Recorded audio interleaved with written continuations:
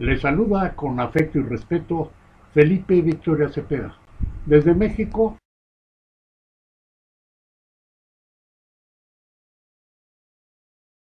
este jueves 3 de enero de 2019, en una edición más del programa No lo diga.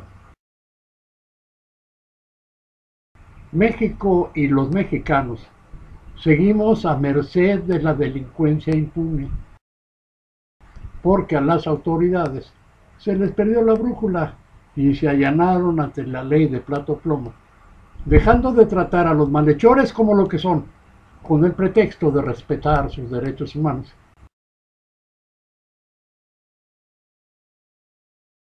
Como si los delincuentes respetaran los de sus víctimas. La inseguridad pública se convirtió en un faraónico negocio que mataría de envidia al mítico Alibaba, y cada sexenio discurren cambiar de estrategias que nunca resultan. Pero enriquecen funcionarios. La imprescindible y contundente revista Nexos publicó antier un brillante artículo de Juan Ortiz Escamilla, del que les leeré unos fragmentos para entender mejor eso de la nada novedosa Guardia Nacional o Policía Militar que se le acaba de ocurrir al presidente Andrés Manuel López Obrador y sus brillantes asesores, inexpertos en la materia algunos.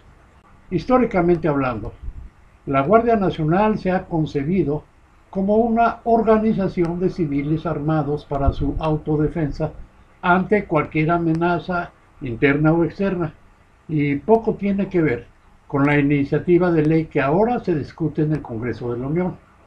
Circunstancias como las que hoy sufre México no son nuevas. La historia nos enseña que en situaciones de crisis y de emergencia general, los gobiernos y la sociedad civil han diseñado diversos modelos de organización militar para enfrentarlas. Cabe recordar la formación de milicias presidiales, provinciales, urbanas o locales, activas, cívicas y guardias nacionales, entre otras. En la iniciativa presentada ante el Congreso de la Unión, se ha hecho una inadecuada interpretación de los principios básicos a los que hacen referencia las constituciones de 1857 y 1917, y que tienen como antecedente el decreto de creación de la primera Guardia Nacional de 11 de septiembre de 1846,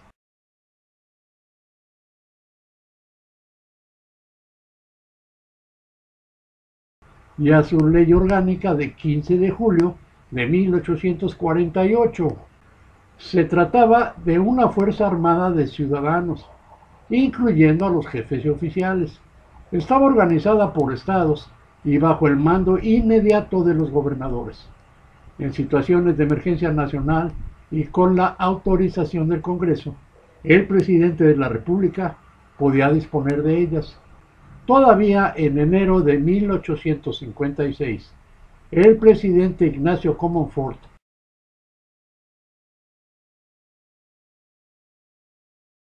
declaró vigente el decreto de 1846 mientras se expedía la ley de Guardia Nacional, lo que nunca sucedió. Tal parece que 173 años después finalmente se dictará. La actual se asemeja más al modelo de guardia regional diseñado por el gobierno federal mexicano durante su participación en la Segunda Guerra Mundial. Ante la declaratoria de guerra internacional el 22 de mayo de 1942, el gobierno del presidente Manuel Ávila Camacho ordenó la transformación radical de las corporaciones militares al dividir a sus elementos en dos grupos: el ejército regular o de línea y las guardias regionales, que no nacionales. La reciente iniciativa propone la conformación de la Guardia Nacional con las policías militar, naval y federal. Sus miembros en ningún momento dejarán de pertenecer a sus respectivas corporaciones, conservando sus rangos, así como las prestaciones conferidas a su nivel jerárquico y de mando. Por lo general, las Fuerzas Armadas intervienen en asuntos internos cuando se presentan estados de excepción y al presidente de la República se le autoriza a gobernar con facultades extraordinarias. Así sucedió durante la Segunda Guerra Mundial. El país fue dividido en comandos, zonas militares, guarniciones con baterías antiaéreas en los litorales y se remodelaron y o construyeron nuevos campos aéreos. Como parte del proyecto de defensa, también se consideró a la población civil, además de recurrir al servicio militar obligatorio para jóvenes varones y al reclutamiento voluntario. Se formaron los comités regionales de defensa civil, los cuerpos de defensa rurales con ejidatarios en posesión de parcela, los batallones de milicias de obreros y los comités femeninos. De las medidas que se tomaron en ese tiempo, hoy en día solo subsiste el servicio militar obligatorio y las defensas rurales, las que, en estricto sentido, realizan las funciones de una Guardia Nacional en sus respectivos territorios. Se trata de ciudadanos armados, dependientes de la Dirección de Defensas Rurales de la Secretaría de la Defensa Nacional, para el resguardo, la paz y tranquilidad en sus respectivas localidades y que nunca salen de su demarcación. La exposición de motivos que justifica la creación de la Guardia Nacional es clara y coherente. Se reafirma que el origen de los problemas actuales inició hace 30 años con el cambio de modelo económico y político del Estado benefactor al neoliberal, con el argumento de combatir la corrupción y adelgazar el gasto público. Entre 1992 y 1993 se liquidaron y o privatizaron las empresas paraestatales de apoyo al campo sin que se crearan otras que las suplieran. Con la medida, el gobierno federal abandonó a su suerte a los cientos de miles de ejidatarios y productores en pequeño. A ello le siguió la reforma al artículo 27 constitucional con la ley de 26 de febrero de 1992, con la cual se continuó el desmantelamiento del ejido y la privatización de sus tierras. El vacío que dejaba el Estado benefactor, poco a poco lo fue cubriendo el crimen organizado. Los delincuentes empresarios se convirtieron para los campesinos en la vía más fácil de financiamiento. Así, iniciaba una alianza que en principio era puramente económico-productiva, pero que con el tiempo los campesinos terminaron arrendando y luego vendiendo sus tierras para la producción de estupefacientes o de cultivos legales para el blanqueo del dinero. Se podría alegar que los gobiernos jamás han dejado de apoyar al campo, y es cierto. El problema es que los programas gubernamentales han beneficiado principalmente a los políticos coludidos con los delincuentes empresarios. Si en un principio la presencia del crimen organizado para la producción de marihuana y amapola se circunscribía a regiones periféricas de Michoacán, Sinaloa, Guerrero, Jalisco y Tamaulipas, pero con la producción de drogas sintéticas y el incremento exponencial de la demanda en el mercado, particularmente estadounidense, el problema se extendió del campo a las ciudades y de una región a otra. Legislar al vapor, meterle mano sin medir consecuencias al artículo 27 de la Constitución, resultó contraproducente. La corrupción y el gasto público no disminuyeron, por el contrario, se incrementaron de una manera exponencial. Es innegable la situación de emergencia nacional que hoy en día vivimos los mexicanos. Sin embargo, la historia nos recuerda que ningún gobierno ha podido resolver los problemas sociales como son el de la inseguridad y la violencia con disponer meramente del uso de la Fuerza Armada. Antes de pensar en el despliegue de la Guardia Nacional, tendría que revisarse a fondo el sistema judicial y la impartición de justicia.